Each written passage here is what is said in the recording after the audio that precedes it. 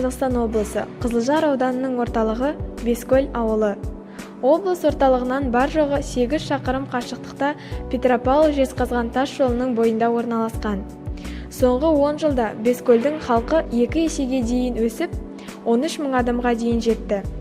Халық санының күрт көбеюі ауылдың экологиялық жағдайына әсер етпей қоймады.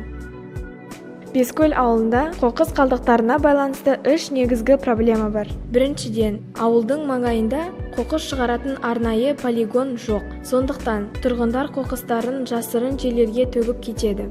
Екіншіден, Бескөлге көшіп келіп жатқандар көп, ал олар көбіне қоқысты сұрыптап шығаруды, яғни эко-мәдениет туралы біле бермейді. Үшіншіден, ауылда қоқыс шығаратын компаниялар дұрыс жұмыс атқармайды. Кейбір шағын аудандарда қоқыс төгетін контейнерлер мүлдем орнатылмаған. Статистикалық деректерге сенетін болсақ, бір адам жылына 200-300 кг қоқыс қалдырады екен. Егер қоқыс төгу мәселесі дұрыс жолға қойылмаса, онда Бескөл ауылы 15-20 жылдан кейін еліміздегі ең лас әрі экологиясы нашар орынға айналуы мүмкін. Ал бұл бізге керек пе? Әрине жоқ. Ол үшін не істеуіміз керек?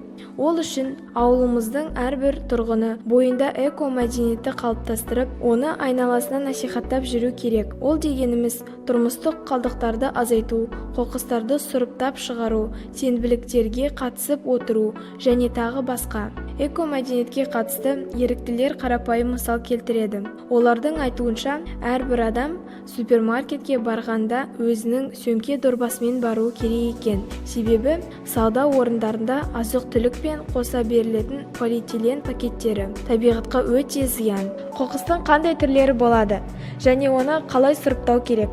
Естеріңізде болсын: пластик ыдыстар, макулатура, алюминий қалбырлар, шыны бөтелкелер қайта өңделеді. Сондықтан оларды сұрыптап отырған жөн.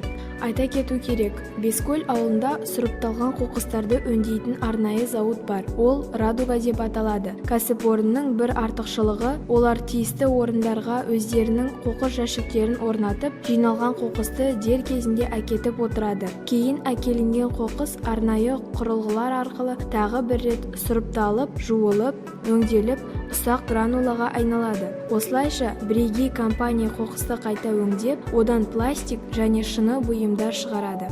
Қорыта айтатын болсақ, біз өз өміріміздің және болашағымыздың еріктісіміз. Біз бүгіннен бастап табиғатты аяламасақ, ертеңгі күні кеш қалуымыз мүмкін. Әлемнің экологиясының жақсаруы сіз бен біздің қарапайым қоқысты дұрыс өңдеп шығаруымыздан басталады. Осыны есіңізден шығармаңыз.